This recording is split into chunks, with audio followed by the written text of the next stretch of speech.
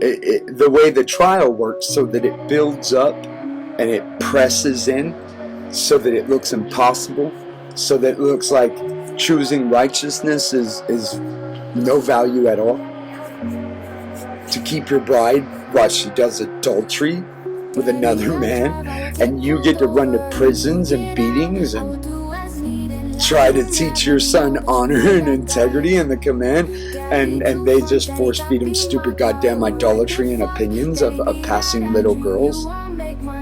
And I say little girls because I can't say boys, not truly. Same reason Noah says they had daughters. Moses says they had daughters in Noah's day.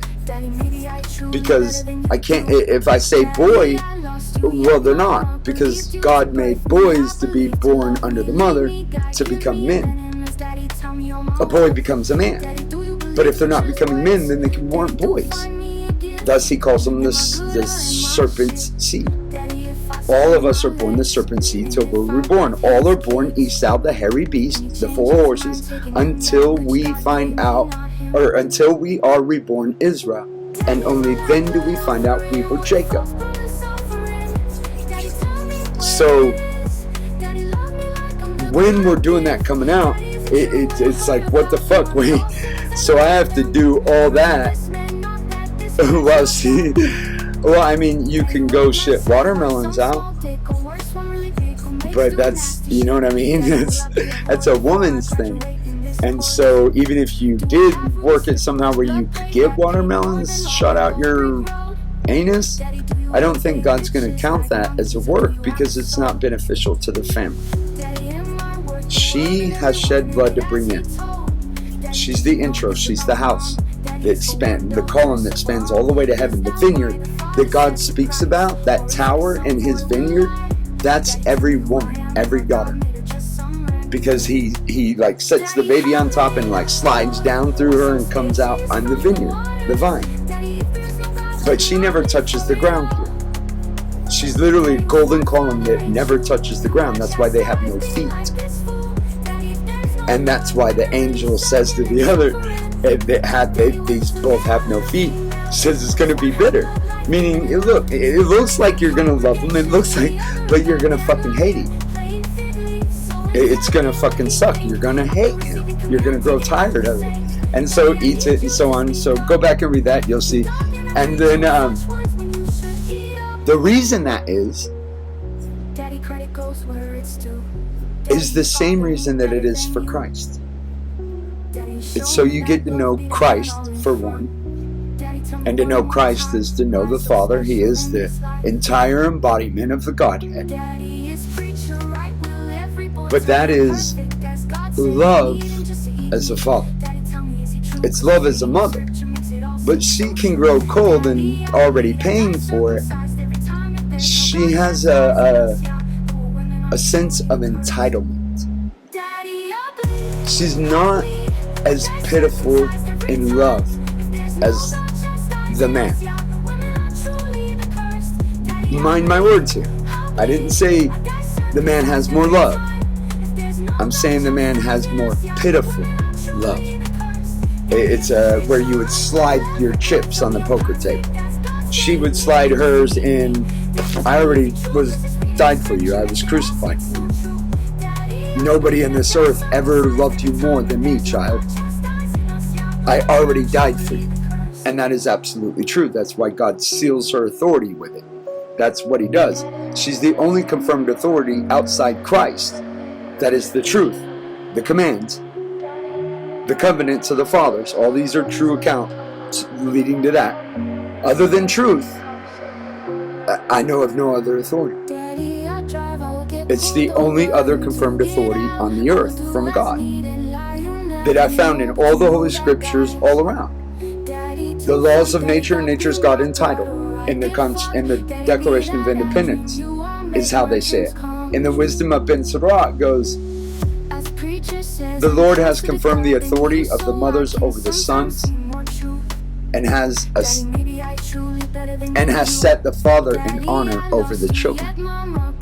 So the mother goes with the children, but the mother's over the children, covering them, right? She has the authority over the sons.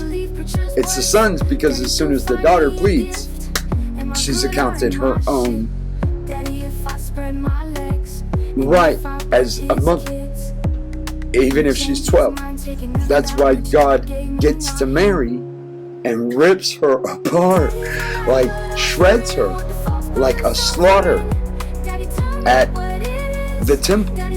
That's why that you do it at the temple. That represents the daughters and the faithful men, but mainly the daughter, because the men are a crucifying work. She's a slaughtering work. She's the helpmeet, and we're the dust.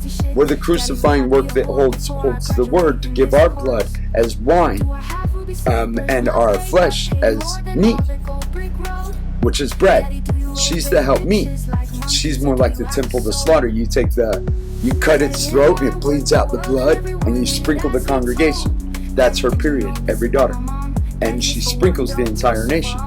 That's why God did the temple. That's why there's two temples. That's why they're both destroyed. But there's still the temple here. As he speaks on it, that's the daughters. The daughters always were the temple.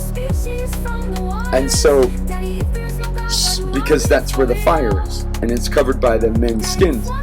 So when they cut the sheep's blood or the heifer's throat, and they sprinkle the congregation, that's the woman's period. As soon as she hits it, that's her. That's where God slaughters her. And God, doing it himself, makes every one of them holy, sanctified offering. That's why in the southern hemisphere you will see Noah, the Argo, where the ark stops in the heavenly spot, and then he gets out, he makes the altar, and he burns the flesh, and it's a sweet smelling aroma. That's natural death. Nothing was killing anything, and no man was gutting it for gluttony, but only for survival. And it was the slaughtering of the daughters. They were being sacrificed the whole time. It was natural.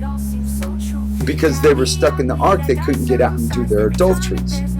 And so as soon as he come out, he gives the offering, it's acceptable, all of it. Because man has not tainted it with adultery yet. And thus, if you look in the southern hemisphere, you'll see Argo, the ark, i.e. the covenant of the ark.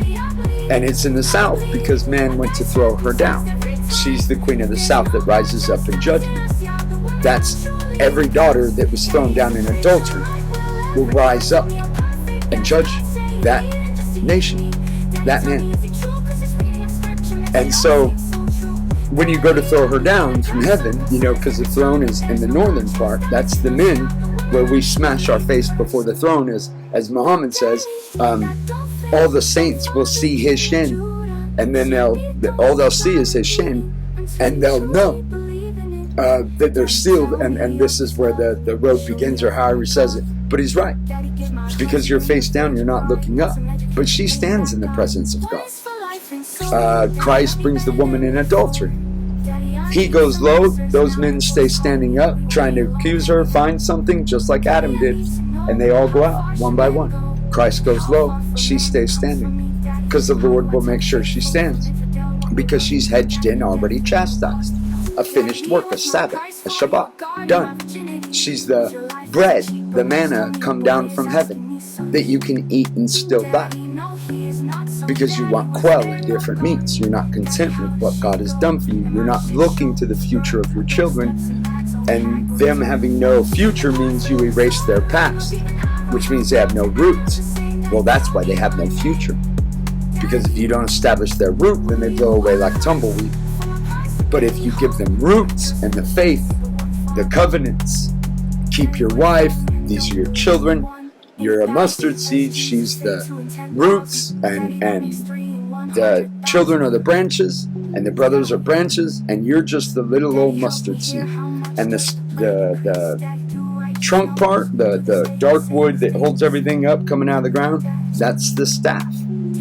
The oath that's passed down that dies, and then you hand it down to your sons, and thus Moses lifts it up and throws it down, because he picked up the oath and he was lying. And then you have to throw it down, it becomes a serpent, you realize you've been a lying fucking snake, and you pick it up again, and it becomes a staff. Or, put your hand to your heart, take an oath, take a daughter, like Noah taking in the dove, brings it to his bosom, his heart.